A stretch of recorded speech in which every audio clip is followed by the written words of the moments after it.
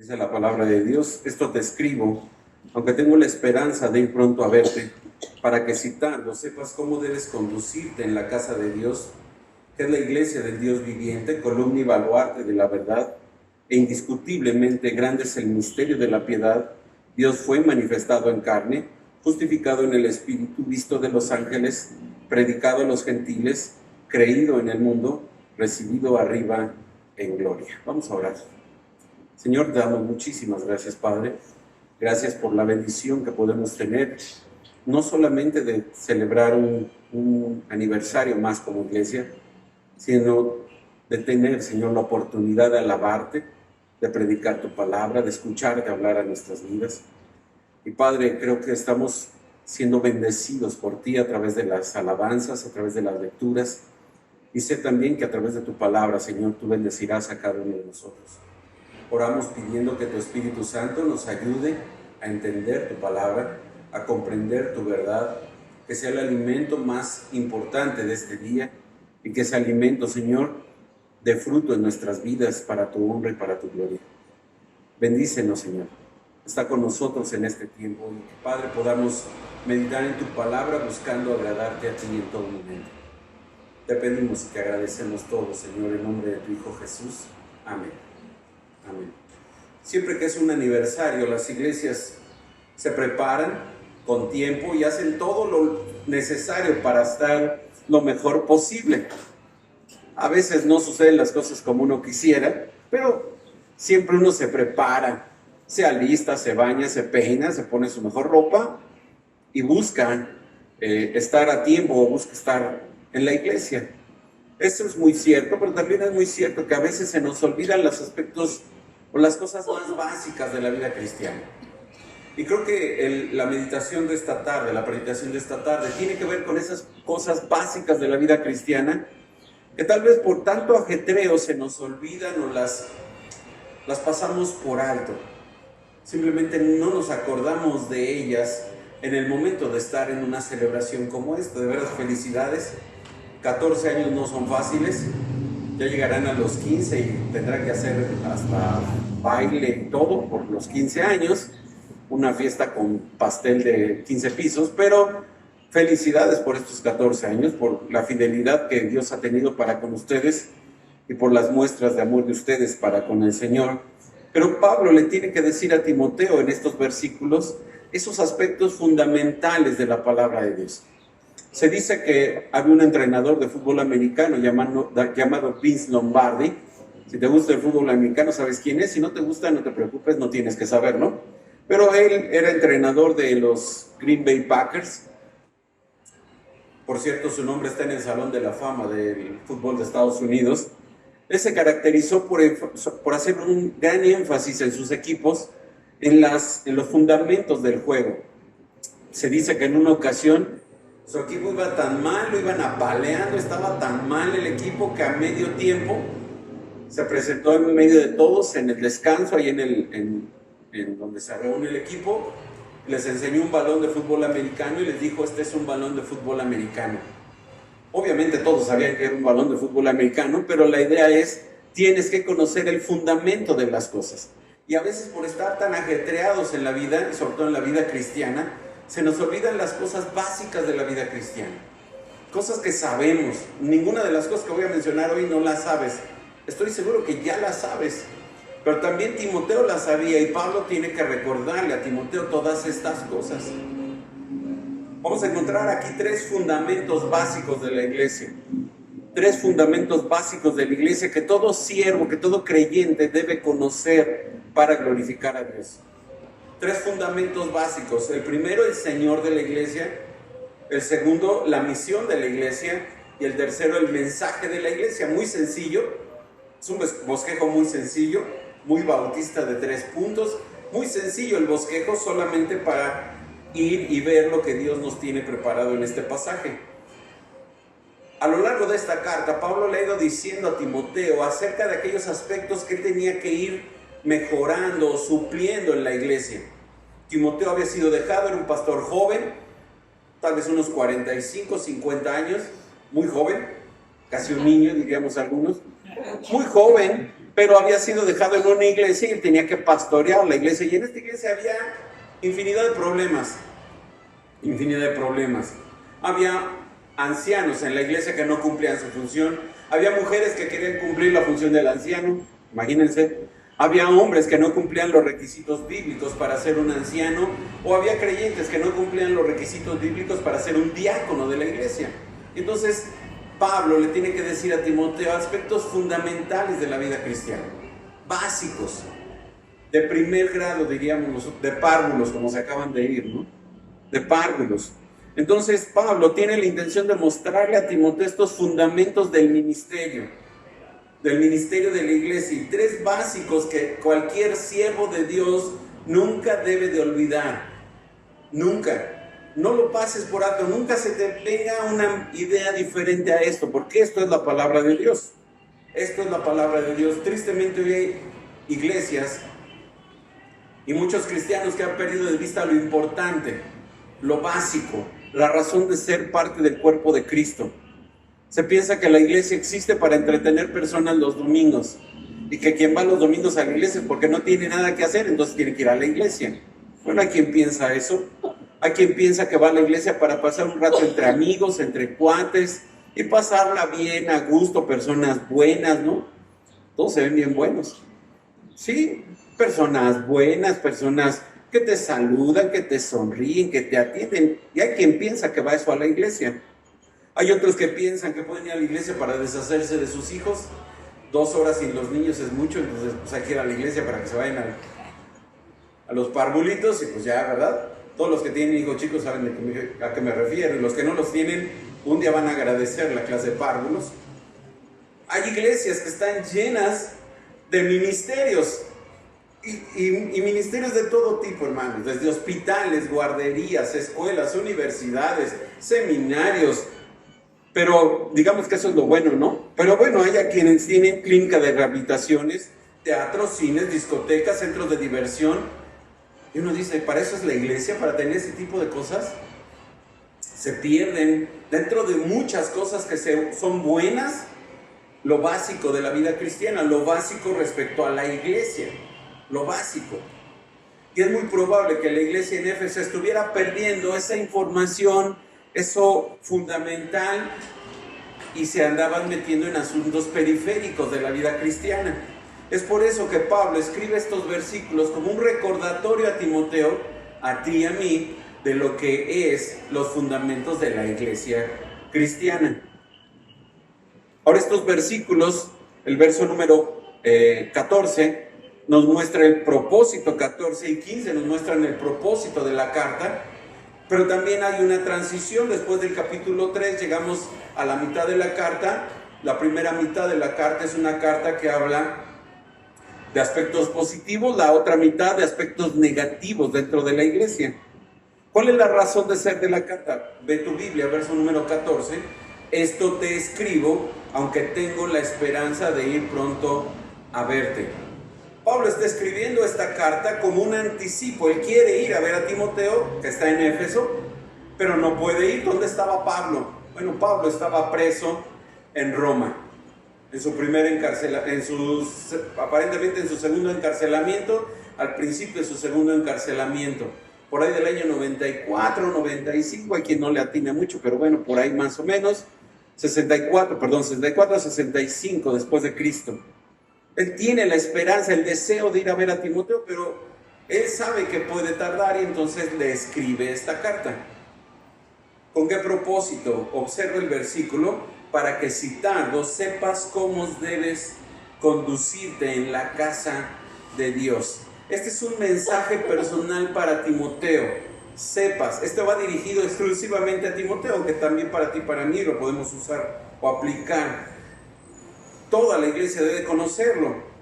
¿Cómo debe conducirse? ¿Cuál debe de ser su actuar? ¿Cuál debe de ser su manera de vivir en la iglesia?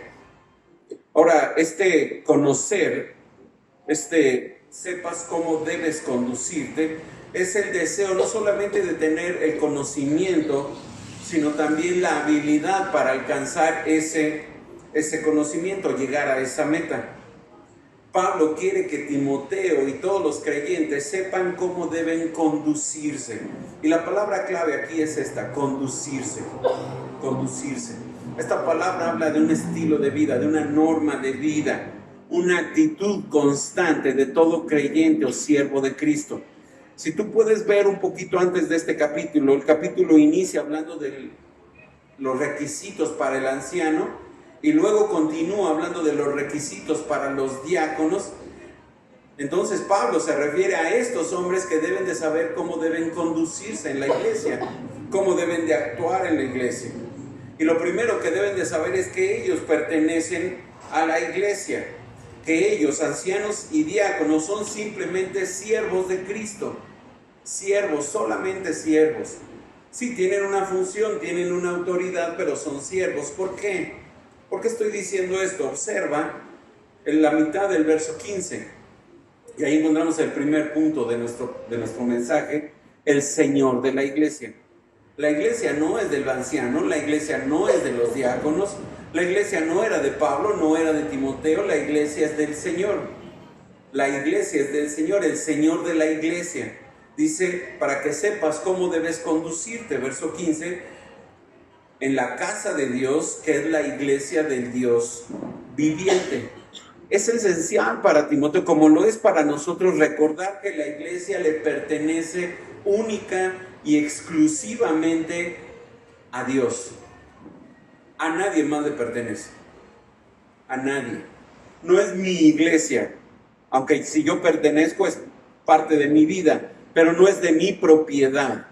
Nunca va a ser de mi propiedad. En ninguna manera le puede pertenecer a alguien en particular. Es del Señor, es de Dios. Es su propia familia, es su propia habitación de Dios. De Dios. El pastor Manuel Martínez Garibay, que fue mi pastor, un pastor que lleva más de 50 años en su iglesia, él dice que la iglesia alberga el cuerpo de Cristo. En otras palabras, Cristo vive, se mueve y trabaja en el mundo por medio de su iglesia. No es de alguien en particular, es de Cristo. Es de Cristo, es de Dios. Ahora, esto de la casa de Dios lo podemos ver de dos maneras. De dos maneras. La primera, como la casa de Dios, o la familia de Dios más bien. La familia de Dios. Aunque casa pudiera referirse a un edificio, primero veamos la idea de familia, la familia de Dios. Los creyentes, todos los creyentes son parte, son miembros de la familia de Dios, y la responsabilidad de ser parte de su familia también implica una manera de cómo debemos conducirnos. Si somos hijos de Dios, debemos de vivir dignamente o actuar dignamente del Dios en el que creemos, del que es nuestro Dios. Pablo en Efesios 2:19 dice: así que ya no sois extranjeros ni advenedizos, sino conciudadanos de los santos y miembros de la familia de Dios. Miembros de la familia de Dios. Esta idea de la iglesia como familia de Dios también la encontramos en Gálatas 6:10, donde dice así que según tengamos oportunidad, hagamos bien a todos y mayormente a los de la familia de la fe. Por esto lo encontramos a lo largo del Nuevo Testamento. Pero ¿cómo el hombre puede llegar a pertenecer a la familia de Dios? Bueno, un pasaje muy conocido por todos, Juan 1, versículos 12 y 13, dice: mas a todos los que le recibieron, a los que creen en su nombre, les dio potestad de ser hechos hijos de Dios, los cuales, dice Juan, no son engendrados de sangre, ni de voluntad de carne, ni de voluntad de varón, sino de Dios. Solo los que creen en el nombre de Cristo son parte de la familia de Dios. Ahora estamos en una nueva familia, tenemos derechos, tenemos privilegios. Sí, hace rato estábamos cantando algunos de ellos. Tenemos derechos, sí.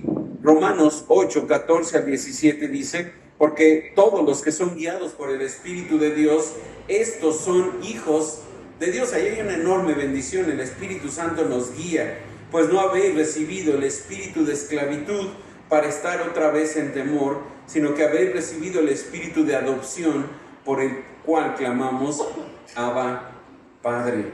El Espíritu mismo da testimonio a nuestro espíritu de que somos hijos de Dios, y si hijos, también herederos, herederos de Dios y coherederos con Cristo, si es que padecemos juntamente con Él, para que juntamente con Él seamos glorificados. Somos parte de la familia de Dios, pertenecemos a su familia, somos hijos y además de hijos, herederos y coherederos con Cristo.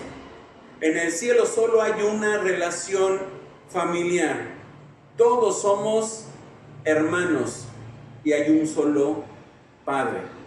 Incluso con Jesucristo somos hermanos. Eso es impresionante. ¿Lo merecemos? No, es una gracia que Dios nos da. Simplemente pertenecer a su familia. Es una gracia de Él. Un regalo de Dios. Un segundo significado podría ser la habitación de Dios. La habitación de Dios. El comentarista Hendrickson dice que Pablo le dice a Timoteo que debe recordar que no se le ha encomendado un negocio privado, sino la casa de Dios. Y casa es la idea, o puede darnos la idea de habitación. Los creyentes, tú y yo, somos casa de Dios o santuario de Dios. En nosotros habita ¿quién? Dios. Dios. Vaya, ve rápidamente ahí Efesios capítulo 1, hablándole a la iglesia de Éfeso, a la misma iglesia donde estaba pastoreando Timoteo. Pablo les dice, capítulo 1, verso número 13, en él también vosotros, habiendo oído la palabra de verdad del evangelio de vuestra salvación y habiendo creído en él, fuisteis sellados con el Espíritu Santo de la promesa, que es las arras de nuestra herencia hasta la redención de la posesión adquirida para alabanza de su gloria. En otras palabras, vino el Espíritu Santo a nosotros, nos selló y ahora nosotros somos casa de Dios. Pablo lo dice en 1 Corintios y le dice que somos templo de Dios. Dios habita en nosotros, Él habita en nosotros. Ahora, la iglesia es la manera en que Dios se manifiesta al mundo. Tú y yo somos esa manera. Nadie ve a Dios, pero sí te ve a ti. Nadie anda buscando a Dios, pero te están viendo a ti. Entonces tú debes de dar esa honra, esa vida, esa conducta digna del Dios que te ha llamado. Ahora, ¿cómo lo hacemos? Lo hacemos mediante el Espíritu Santo que Él nos ha dado. Pero la iglesia, dice Pablo, es la casa de Dios, pero también es la iglesia del Dios viviente. Esto es muy importante. Nuestro Dios no está muerto. ¿O sí? Yo creo que sí, están medio dormidos. ¿Dios está muerto? No, como que sí se les movió. ¿Dios está muerto? No, no está muerto. Nuestro Señor no está muerto. En contraste con los ídolos falsos, los dioses falsos que no existen, que sí están muertos, nuestro Dios está vivo. Eso dice Pablo, es la iglesia del Dios viviente, la iglesia del Dios vivo. La iglesia pertenece a Dios porque Cristo la ganó, dice Lucas en Hechos 20, con su propia ¿qué? Sangre. Él la ganó, es suya, es de su propiedad, pero Él no está muerto, Él está vivo. Él está vivo. ¿Se acuerdan que dice Pedro ahí en 1 Pedro 2, 9 y 10? A veces lo cantamos, mas vosotros sois linaje escogido, real sacerdocio, nación santa, pueblo adquirido por Dios, para que anunciéis las virtudes de aquel que os llamó de las tinieblas a su luz, que admirable. Vosotros que en otro tiempo que no erais pueblo, pero que ahora sois pueblo de Dios. Somos pueblo de Dios. Y la Biblia nos dice que nuestro Dios es un Dios vivo. Vivo. El libro de Josué capítulo 3 verso 10 dice: en esto conoceréis que el Dios viviente está en medio de vosotros, y Él echará de delante de vosotros al cananeo, al eteo, al heveo, al fereceo, al gergeseo, al amorreo y al jebuseo. Él está vivo y ellos lo podían ver. ¿Nosotros podemos ver? ¿No lo vemos a Dios? Bueno, tendríamos que verlo con los ojos de la fe. ¿Lo vemos? Sí, yo sí puedo ver a Dios. Yo sé que Dios está conmigo. ¿No está contigo? Sí, claro que sí. Él está vivo. Él no ha muerto. Dios no está muerto. No está muerto. ¿Recuerdas la historia de David contra Goliat? David le dice a Goliat que él estaba desafiando a los escuadrones del Dios viviente. Dios está vivo. El Salmo 84, verso 1 y 2 dice: cuán amables son tus moradas, oh Jehová de los ejércitos. Anhela mi alma y aún ardientemente desea los atrios de Jehová. Mi corazón y mi carne cantan al Dios vivo. Él está vivo. Esto, cuando estaba preparando esto, me acordé de la historia de Elías y los sacerdotes de Baal, ¿se acuerdan? Les da un reto. Eran 400 contra Elías. Y Elías les dice: bueno, vamos a echar un retito. Ustedes van a orar, van a gritarle a su Dios para que haga caer fuego del cielo y consume el holocausto. Yo voy a hacer lo mismo, pero empiecen ustedes porque son más. Y empezaron estos 400 hombres, que después fueron asesinados. Empezaron estos hombres a gritar, a orar, se cortaban las venas y brincaban, y Elías se burlaba y les decía: grítenle más, está dormido, grítenle, échenle más ganas porque muchachos como que no los oye, háganle más fuerte. ¿Y qué pasó con Baal? Ni señas. Obviamente Baal que no existe, está muerto, no existe. En contraste, empieza Elías a orar, manda a poner el altar, ponen el animal, ponen piedras, el animal, agua, una zanja llena de agua. Ora Elías, ¿y qué sucede? De inmediato cae fuego del cielo y no solo quema el animal, quema las piedras, derrite el agua y simplemente demuestra que Dios está vivo. Tu Dios está vivo, no lo olvides, no lo olvides. A veces se nos olvida que Dios es el Dios de la iglesia y que Él está vivo. Él es el Dios que adoramos, ¿no? Todopoderoso y soberano, grande en misericordia. Y a veces pensamos que no está vivo. Pensamos que está muerto, que no me oye, que no me ve, que ya me dejó. No, Dios está vivo, vivo. En un mundo de ídolos y dioses muertos, es importante recordar que la iglesia le pertenece al Dios vivo y que debemos conducirnos de la manera adecuada porque Dios está vivo y nos está viendo y Él nos conoce y Él sabe todo lo que hacemos. ¿Recuerdas el Salmo 139? Él conoce incluso lo que decimos aun cuando todavía no lo hayamos dicho. Él nos conoce desde el vientre de nuestra madre. Él conoce todo, absolutamente todo, nuestro pasado, pero también nuestro presente y también nuestro futuro. Él es el Dios vivo de la iglesia. Él es el Dios vivo de la iglesia. ¿Puedes entenderlo? ¿Puedes vivirlo? Creo que si todos los días recordáramos que Dios está vivo, nos daría temor, como dice la palabra, pecar. Tendríamos temor de ofender a nuestro Dios con nuestro pecado. Y se nos olvida. Y se nos olvida. Cuando salimos del templo, o sea, cuando nos apartamos de la iglesia, se nos olvida que sigue estando Dios vivo. Y eso es algo que no debemos olvidar. Él es el Señor de la iglesia. Segundo, la misión de la iglesia. La misión de la iglesia. Vean el final del verso 15.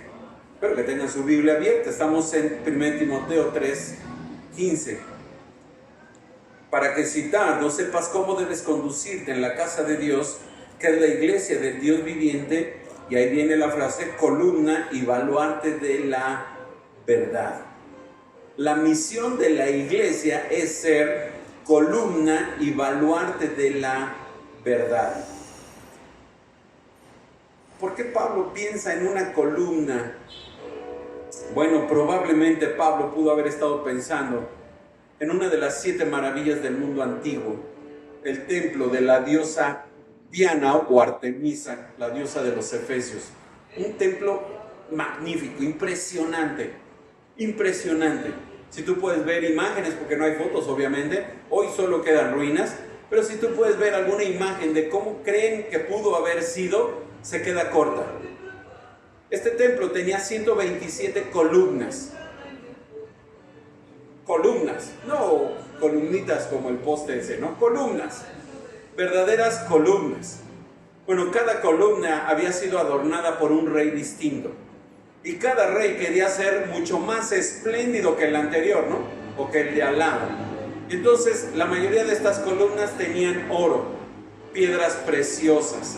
Estaban adornadas con gran esplendidez. ¿Por qué? Bueno, porque estos hombres creían en esa diosa que de esa manera les hacía favores. Probablemente Pablo estaba pensando en ese templo que cuando Timoteo estaba pastoreando existía.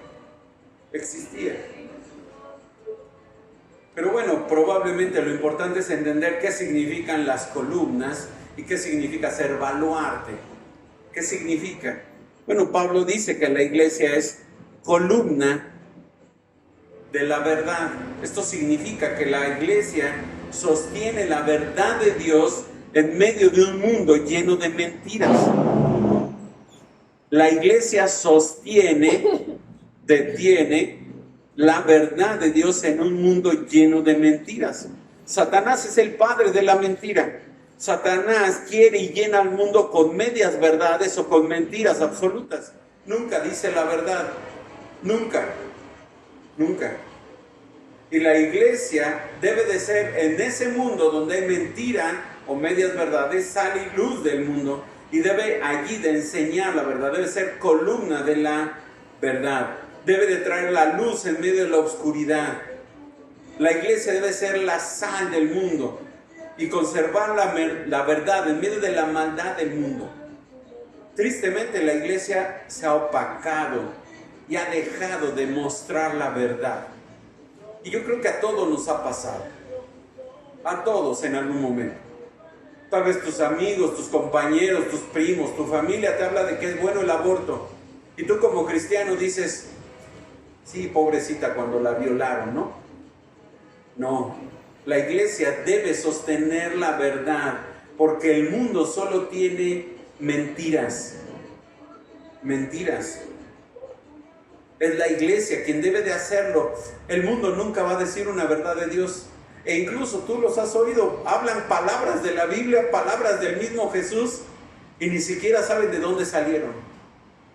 Ni siquiera. Porque no conocen la verdad. No la conocen. Pero también la iglesia es baluarte de la verdad. Esta palabra no aparece en ninguna otra parte del Nuevo Testamento.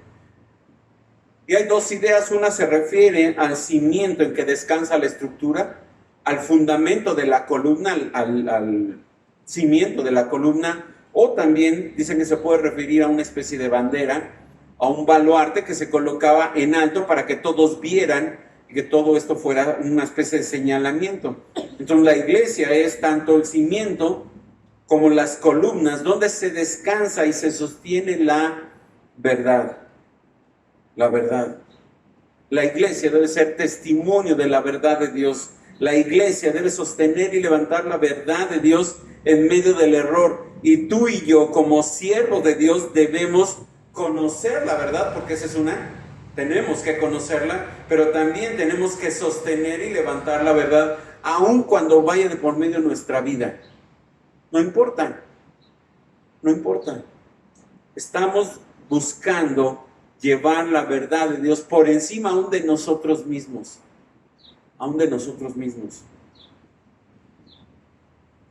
¿Dónde está la verdad? Bueno, el Señor Jesús lo dijo en su oración, Juan 17:17, santifícalos en tu verdad, tu palabra es verdad. Tenemos que conocer la palabra de Dios y tenemos que ponerla por alto, por encima de todas las mentiras que en el mundo hay. Esto es algo fundamental, básico, necesario, muy necesario. ¿Cómo lo hacemos?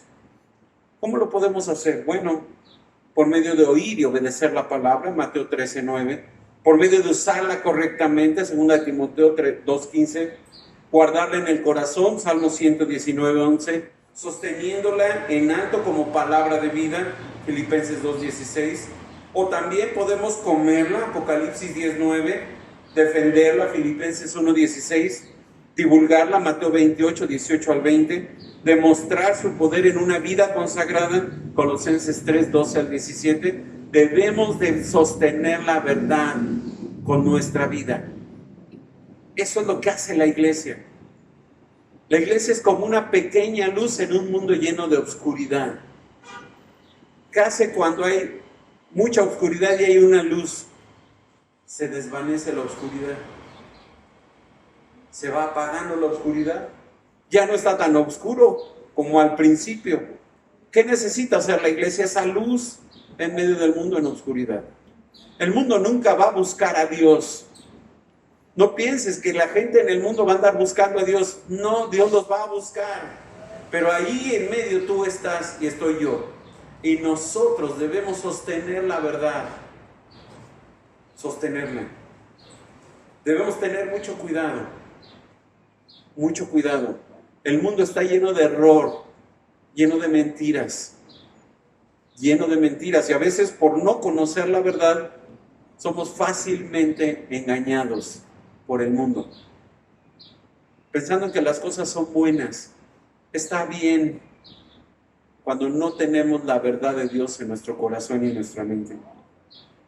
Nosotros, como creyentes, como siervos de Cristo, compartimos, predicamos, enseñamos la verdad de Dios en este mundo donde Dios nos puso.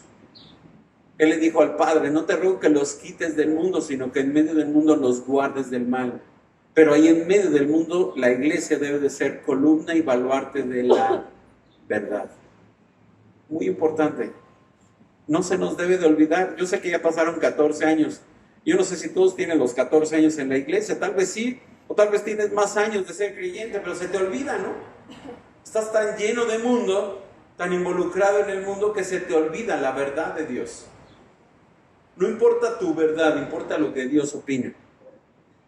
Aunque se oiga duro, esa es la verdad. Pero por último, ya vimos el Señor de la iglesia, la misión de la iglesia. Ahora veamos el mensaje de la iglesia. Verso número 16. La iglesia es grande porque su cabeza es grande y su cabeza es Jesucristo. Su cabeza es Jesucristo. Y llegamos a un momento importante porque Pablo utiliza un canto, un himno de alabanza. Esto que tienes tú ahí, después de la palabra piedad, es un canto, son 6 líneas, que es un canto. Es una alabanza. Y es una alabanza a Cristo. A Cristo. Es una alabanza en la cual Pablo cita aquellos hechos o aquellas evidencias o aquellas enseñanzas que para la iglesia eran básicas, simplemente básico. Otra vez, simplemente Pablo está recordándole a Timoteo algo importante que era básico para ellos, básico. Encontramos, por ejemplo, en Lucas 24, que dice: y les dijo, así está escrito, y son palabras del Señor, y así fue necesario que el Cristo padeciese y resucitase de los muertos al tercer día, y que se predicase en su nombre el arrepentimiento y el perdón de pecados en todas las naciones, comenzando desde Jerusalén. Lucas 24, 46 y 47. Pablo en 1 Corintios capítulo 1 dijo: porque los judíos piden señales y los griegos buscan sabiduría, pero nosotros predicamos a Cristo crucificado. Y lo mismo dijo en el capítulo 2, pues me propuse no saber entre vosotros otra cosa, sino a Jesucristo y a este crucificado. La primera predicación de Pedro en Hechos 2 también nos habla acerca de Cristo. Cristo era el centro de la predicación del mensaje de los apóstoles. Él era lo más importante. Tendríamos que leer todas las predicaciones en el libro de los Hechos para que veamos cómo resaltan a Cristo. Bueno, este canto resalta a Cristo. Nuestro mensaje es el mismo mensaje que el de los apóstoles en el libro de los Hechos, Jesucristo. La gente no conoce a Jesucristo. Tienen una idea de lo que las películas les enseñan. Y tristemente no todas las películas son muy cristianas, ¿verdad? No todas. Una que otra por ahí saca alguna cosa buena, pero el resto no sirve. pero es lo que la gente sabe, es lo que ellos conocen. ¿Por qué? Porque la iglesia tiene que encargarse de predicar a Jesucristo. Nuestro centro de predicación es Jesucristo. Ojalá tuvieras oportunidad de leer el libro de los Hechos y de marcar cuántas veces en la predicación de los apóstoles ellos mencionan a Jesucristo y qué dicen de Él. Por ejemplo, Pedro, ahí en el capítulo 2, búscalo, Hechos capítulo 2. Hechos capítulo 2. Pedro les dice a los judíos que estaban reunidos después de que llegó el Espíritu Santo y Él les empezó a predicar, verso 22, varones israelitas, oíd estas palabras, Jesús Nazareno, varón aprobado por Dios entre vosotros con maravillas, prodigios y señales que Dios hizo entre vosotros por medio de Él, como vosotros mismos sabéis. A este Jesús, entregado por el determinado consejo y anticipado conocimiento de Dios, prendisteis y matasteis por manos de inicuos, crucificándole, al cual Dios levantó suelto los dolores de la muerte, por cuanto era imposible que fuese retenido por ella. Verso 32, a este Jesús resucitó Dios, de lo cual todos nosotros somos testigos. Así que, exaltado por la diestra de Dios y habiendo recibido del Padre la promesa del Espíritu Santo, ha derramado esto que vosotros veis y oís. Y bueno, me hubiera podido leerla toda, pero no me da tiempo. Ahí está el centro de la predicación de ellos y el centro de tu predicación allá en el mundo. La iglesia debe predicar a Jesucristo. Ese es el mensaje. Ahora vamos a ver qué dice Pablo ahí en Timoteo. Indiscutiblemente dice, grande es el misterio de la piedad. Esta es una verdad que todos están de acuerdo. Esta es una verdad que la iglesia en aquel tiempo ya tenía como una certeza. Esto es algo cierto. El misterio de la piedad, grande es el misterio de la piedad. Cristo es llamado el misterio de la piedad, no solamente porque nos fue revelado por Dios, sino porque en Él encontramos la verdad, la piedad. Mientras más conocemos al Señor, mientras más le conocemos, más podemos conocer a Dios, más podemos conocer su amor y los atributos de Dios. Y llegamos al himno. Este himno es un himno, yo nunca he escuchado una alabanza con estos cantos. No sé si los que saben más de música que yo no sé mucho, hayan escuchado un himno con esto. Si no, pues algún compositor valdría la pena que aprovechara. Aquí está el centro de la predicación de la iglesia. 6 líneas en pares. La carne débil del verso 1 contrastada con el espíritu que imparte poder de la línea 2. Los ángeles celestiales de la línea 3 contrastada con las naciones gentiles de la línea 4. El mundo inferior en contraste con de la línea 5 en contraste con la gloria de arriba de la línea 6. Es impresionante y sencillito, ¿no? No tiene muchas palabras. Sencillo, mientras más sencillo es más fácil de aprender. Sencillito. Dice la primera línea, Dios fue manifestado en carne. En realidad, ese Dios no está en los originales. En el original dice el que. Entonces diría el que fue manifestado en carne. Obviamente da una referencia directa a Jesucristo. A Jesucristo. Él fue manifestado, no fue traído a la vida, no fue creado, sino se hizo visible, se manifestó. Se manifestó. Y esta frase confirma la preexistencia, la eternidad de Cristo. Él se encarnó, decimos nosotros, y eso lo creemos. Él se encarnó, siendo en forma de Dios, dice el Filipenses, no estimó el ser igual a Dios, sino que se despojó, tomó forma de siervo y se hizo semejante a los hombres. Filipenses 2, 6 y 7. Nuestro Dios se hizo visible a los ojos humanos, se hizo carne, como la tuya. Toca tu mano. Bueno, Cristo fue carne, hueso, era real, era auténtico. El apóstol Juan, allá en su primera carta, capítulo 1, verso número 1, dice: lo que era desde el principio, lo que hemos oído, lo que hemos visto con nuestros ojos, lo que hemos contemplado y palpado nuestras manos tocantes al verbo de vida. Porque la vida fue manifestada y la hemos visto, y testificamos y anunciamos la vida eterna, la cual estaba con el Padre y se nos manifestó. Cristo se manifestó en carne, era real, no era una ilusión, no era un espejismo, Él era carne. Y entendemos que Él era 100% Dios, pero 100% humano, 100% hombre. Esta es la parte difícil de entender, porque no hay nada que tenga 200%, absolutamente nada. Pero Cristo tenía ese 200%. Él era 100% Dios y 100% hombre. Tristemente, esta es una de las maneras en que Satanás ataca la verdad de la palabra, diciendo que Cristo no era un ser humano como tú y yo, que era una especie de ilusión, espejismo, holograma, como quieran llamarle. Y en la Biblia encontramos en el libro de la primera carta de Juan, capítulo 5, híjole, no me quiero tardar mucho, hermanos, pero vean esto.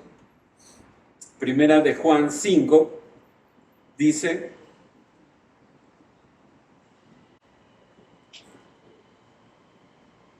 ¿quién es el que vence al mundo sino que cree que Jesús es el Hijo de Dios? Este es Jesucristo, que vino mediante agua y sangre, y no mediante agua solamente, sino mediante agua y sangre. El Espíritu es el que da testimonio, porque el Espíritu es la verdad. Dice el verso 1, 1 Juan 5, 1, todo aquel que cree que Jesús es el Cristo es nacido de Dios. Todo aquel que ama al que engendró, ama también al que ha sido engendrado por Él. Quien cree que el Hijo vino en carne, ese es el verdadero. Quien no, es el engañador, es un mentiroso. Porque Dios, Él fue manifestado en carne. Manifestado en carne. Segunda línea, justificado en el Espíritu. Jesucristo fue justificado por Dios. Ahora, no es porque Cristo haya pecado y haya necesitado el perdón o la justificación de parte de Dios, sino fue por su vida obediente que fue declarado Él nuestra justicia. Y el testimonio del Espíritu Santo que confirmó su justicia al levantarle de los muertos. Si Cristo hubiera pecado, Cristo seguiría muerto, porque la paga del pecado es muerte. Él no pecó. ¿Cómo lo sabemos? Porque resucitó. ¿Cómo sabemos que a Dios le agradó la vida perfecta de su Hijo? Porque le dio vida, le devolvió la vida, lo resucitó. Lo resucitó. De esta manera fue declarada la satisfacción del Padre por el sacrificio perfecto de su Hijo. Esto es impresionante. Si Cristo hubiera pecado en una cosita pequeñita, una pequeñita mentiritita blanquititita, Dios nunca lo hubiera resucitado. Porque la paga del pecado es muerte. Muerte. Jesucristo fue declarado justo, justificado, dice, en el Espíritu. Tercera línea, visto de los ángeles. Visto de los ángeles. Los ángeles también son reales. También es una cosa que debemos de reconocer. Visto significa observado, ¿ok? Y a lo largo del ministerio de nuestro Señor, los ángeles lo observaron y lo atendieron. Había ángeles desde el anuncio de su nacimiento, ¿se acuerdan? A Gabriel yendo con María y con José. Los ángeles también estuvieron después de que nuestro Señor triunfó tras las tentaciones de Satanás en el desierto. Dice que los sirvieron, Mateo 4:11. Le fortalecieron en el huerto de Getsemaní al final de su ministerio, y en su muerte y resurrección los ángeles lo observaron, estaban ahí presentes. Los ángeles que participaron en su resurrección, uno quitó la piedra del sepulcro, otros aparecieron en la tumba, otros aparecieron a las mujeres. Estuvo rodeado de ángeles, rodeado de ángeles. Nunca fue abandonado por Dios, nunca fue abandonado por los ángeles. Los ángeles dieron la bienvenida al volver al cielo, Apocalipsis 12:12. Estaban interesados en el programa de redención, 1 Pedro 1:12. Los ángeles participaron en todo momento en la vida de Cristo. ¿Por qué? Porque Dios aprobó su vida perfecta. Ahora, no solo los ángeles santos estuvieron presentes, también los ángeles caídos lo vieron. Innumerables veces demonios se enfrentaron a Cristo, le reconocían, sabían que Él era el Hijo de Dios y le obedecían cuando Él los echaba fuera de las personas. Deberíamos de ser muy parecidos a los demonios. Entiéndanme. Cada vez que se encontraban con Jesús, sabían quién era Él, le reconocían que era Hijo de Dios y le obedecían. Y a veces somos tal vez peor que los demonios, ¿no? Porque no le reconocemos como nuestro Señor y mucho menos le obedecemos. Pero los ángeles estuvieron ahí. Los ángeles estaban ahí. Cuarta línea, predicado a los gentiles. Predicado a los gentiles. Después de resucitar, nuestro Señor les dio algo que conocemos como la gran comisión a los apóstoles. Mateo 28, 18 al 20, donde les dice, por tanto, id y hacer discípulos a todas las naciones. No solo los judíos. En un inicio en su ministerio, nuestro Señor mandó a los discípulos a predicar a las ovejas perdidas de la casa de Israel. Pero en la gran comisión hay un cambio. Y les dice, ahora vayan a todas las naciones. A todas las naciones. El que fue desechado y despreciado por su pueblo, ahora es enviado a todas las naciones y predicado en todas las naciones. Poco antes del Pentecostés, ahí en Hechos 1:8, nuestro Señor Jesucristo nuevamente les recordó su obligación, pero recibiréis poder cuando haya venido sobre vosotros el Espíritu Santo y me seréis testigos en Jerusalén, Judea, Samaria y hasta lo último de la tierra. Todas las naciones van a escuchar la predicación de Jesucristo. Todas deben de escuchar que Jesucristo es el Salvador del mundo. Nadie debe de quedarse sin oír. Y Él debe ser predicado a los gentiles, no solo a los judíos. Quinta línea, no solo iba a ser predicado a los gentiles, sino Él iba a ser creído en el mundo. Un gran número de hombres y mujeres a lo largo de la historia, desde Hechos capítulo 2 hasta nuestros días, han creído en Jesucristo. Muchos. ¿De dónde? De todas naciones, incluyendo judíos, incluyéndonos a nosotros, gentiles. El plan era que Jesucristo fuera predicado en todo el mundo, pero también que fuera creído en el mundo. Creído en el mundo. Y desde el Pentecostés, con la llegada del Espíritu Santo, los discípulos tuvieron el poder para ir y ser testigos. Si tú tienes al Espíritu Santo, tienes exactamente el mismo poder que le fue dado a Pedro, que le fue dado a Juan, para ir y ser testigo de Jesucristo. No se te dio otro Espíritu Santo, no se te dio otro poquito o un poco menos de Espíritu Santo, se te dio exactamente el mismo Espíritu Santo. Y a veces no nos damos cuenta de eso. ¿Quién es el Espíritu Santo? Esto es básico, Dios. Entonces, en tu vida está Dios. El mismo Espíritu Santo que le permitió a Pedro curar solo cuando ponían a los enfermos en el piso y con su sola sombra los curaba. ¿Tú puedes hacer eso? ¿Alguien lo puede hacer? Mi hija tiene tos, ya tiene un poquito más de una semana. No, pero tenemos el mismo espíritu. ¿Cómo es posible? ¿Cómo es posible? Bueno, ellos entendían lo importante que era estar saturados, dominados, controlados por el Espíritu Santo.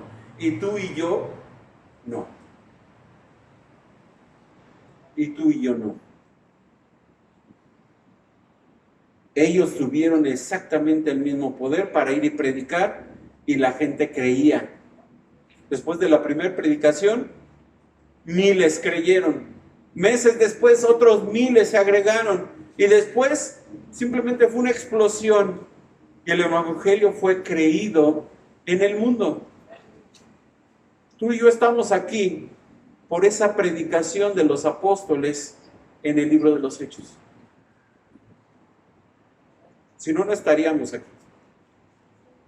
Tal vez estaríamos viendo fútbol o de paseo, de compras o en otro lado, pero no estaríamos aquí. Él fue creído en el mundo. Y la última línea dice, recibido arriba en gloria. Empieza esta alabanza con el nacimiento, con la encarnación de Cristo, y termina esta alabanza con la glorificación de nuestro Señor, con la ascensión de nuestro Señor. Su vida, su resurrección demuestra que su vida fue sin pecado. Si hubiera pecado, nunca hubiera resucitado, pero su ascensión demostró que el Padre se complació con él y aceptó su obra. Y él fue recibido arriba. Él está en el cielo. Esteban, cuando estaba siendo apedreado, dice que él vio los cielos abiertos y al Hijo del Hombre sentado a la diestra del Padre, a la diestra de Dios. El lugar de honor lo tiene Cristo. Ahí está sentado. Por cierto, Cristo tiene exactamente el mismo cuerpo con el que apareció a sus discípulos hace poco más o poco menos de 2000 años. Tiene exactamente el mismo cuerpo que cuando fue crucificado. Nada más que ese cuerpo ahora está glorificado. Ya no envejece, ya no se pudre, es un cuerpo perfecto, pero tiene exactamente el mismo cuerpo. Y tú y yo no. Envejecemos, ¿no? Bueno, envejecen nuestros hijos. Nosotros ya no envejecemos. Ellos sí, se hacen viejitos.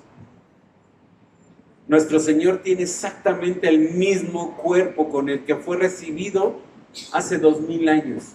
Y está esperando a que tú y yo lleguemos con Él. Tal vez muramos y llegamos con Él.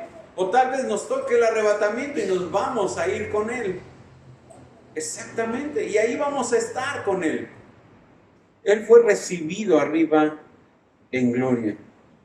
Este himno incluye los aspectos más importantes del plan de salvación de Dios. Incluye que Dios se hizo hombre, que murió por nuestros pecados, que triunfó sobre la muerte, que fue honrado por los ángeles y temido por los demonios, que ascendió al cielo y que este mensaje es predicado en el mundo y por eso muchos deben de creer en Él y serán salvos. En ningún otro hay salvación, dice Pedro, porque no hay otro nombre bajo el cielo dado a los hombres en que podamos ser salvos. No hay otra manera, no hay otro recurso, no hay otra forma de llegar al Padre, sino es a través del Hijo. Aquí hay una gran responsabilidad como iglesia. Esta iglesia tiene una gran responsabilidad. Tiene que nunca olvidar que el Señor es el dueño de la iglesia. Segundo, tiene una misión, ser columna y baluarte de la verdad. Tercero, tiene un mensaje, predicar a Jesucristo, porque allá afuera la gente se está muriendo sin Cristo. Y nadie va a ir y decirles, lo tenemos que hacer nosotros como iglesia. Nadie va a estar allá afuera predicándole a estas mujeres que se paran ahí en las esquinas, en toda la calzada de Tlalpan, hermanos. Yo vivía aquí muy cerquita. Eso no se veía en mis tiempos. No se veía. Hoy el mundo está peor que hace 10 años. Bueno, está peor que el mes pasado. Y seguirá siendo peor y la gente morirá sin Cristo. Y tú y yo tenemos una responsabilidad con ellos. La iglesia es columna y baluarte de la verdad. Tiene que predicar a Cristo, porque nadie le va a predicar a quien se está muriendo sin él. Nadie. Y un recordatorio más. En esta iglesia y en todas las iglesias solo hay un Señor. Todos somos siervos. Todos participamos en un ministerio, en un servicio en la iglesia. El mismo pastor que les platiqué al principio dice que toda la iglesia son ministros. Todos ahí en esa iglesia son ministros. Y uno dice, órale, puros pastores. No, la palabra ministro significa siervo. Todos servimos en la iglesia. Todos tenemos una función en la iglesia. Todos tenemos algo que cumplir en la iglesia. Como siervos de Cristo tenemos la obligación de servirle a Él en la iglesia. Yo no sé si todos tienen un ministerio en la iglesia, yo no sé si todos son la alabanza, que ya vi que no. Yo no sé si todos son maestros, que ya también vi que no todos son maestros, pero todos tenemos algo que hacer en la iglesia, una función que cumplir en la iglesia. Dentro de tu función, nunca se te olvide que tu servicio es para Dios, porque Él es el dueño de la iglesia. Nunca se te olvide que tienes la responsabilidad de levantar la verdad sobre la mentira.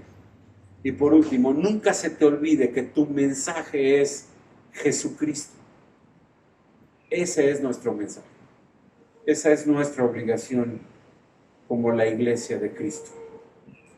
Y ojalá pudiéramos terminar como Pablo ahí en 2 de Timoteo 4, del 1 al 8, donde dice: he peleado la buena batalla, he acabado la carrera, he guardado la fe, por lo demás me está guardada la corona de justicia, la cual me dará el Señor, juez justo, y no solo a mí, sino también a todos los que aman su venida. Que en nuestras vidas podamos dar esa gloria a nuestro Señor y un día podamos ser recibidos en el cielo con las palabras de Mateo 25, bien buen siervo y fiel, en lo poco has sido fiel, en lo mucho te pondré. Oremos. Señor, muchísimas gracias. Gracias, Padre, por tu palabra, gracias por el mensaje, Señor, que tú nos has dado. Es cierto que esto ya lo sabíamos, es verdad que esto es básico, fundamental para una iglesia. Yo estoy seguro que todos los que estamos aquí, tal vez ya lo sabíamos, ya lo habíamos escuchado. Pero Padre, tal vez es necesario recordar, regresar a lo básico, a lo más básico de la iglesia. Recordar que tú eres el Señor de la iglesia. Y que nuestras vidas, Señor, deben de honrarte a ti. Tal vez debemos recordar, Señor, que tenemos una misión que cumplir en el mundo, y esa es levantar la verdad por encima de cualquier mentira que el enemigo quiera o esté manejando o prestando al mundo.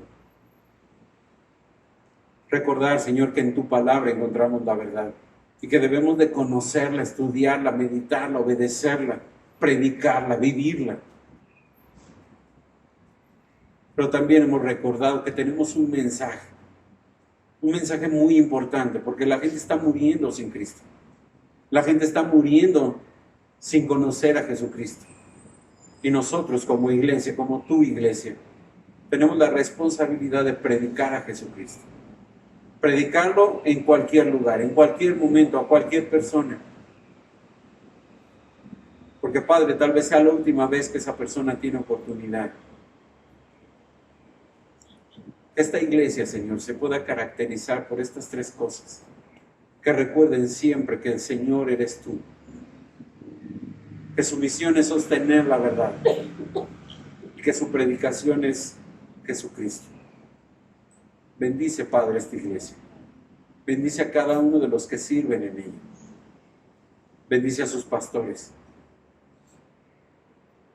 Bendice el lugar donde se congregan, Padre. Que ahí donde tú los llevas, Señor, sean luz del mundo y puedan levantar la verdad sobre las mentiras. Padre, sé con esta iglesia, no solo hoy, están celebrando un aniversario, sino siempre, Señor. Bendíceles. Sé con ellos, Padre. Llénales de tu amor. Fortalece su fe. Fortalece su conocimiento de ti. Y que, Padre, sean una iglesia que te honre a ti. Y que al final, Señor, cuando estemos en tu presencia, puedan recibir las palabras de Cristo. Bien, buen siervo y fiel. En lo poco has sido fiel, en lo mucho te pondré. Entra en el gozo de tu Señor. Oramos en su nombre y para su gloria. Amén.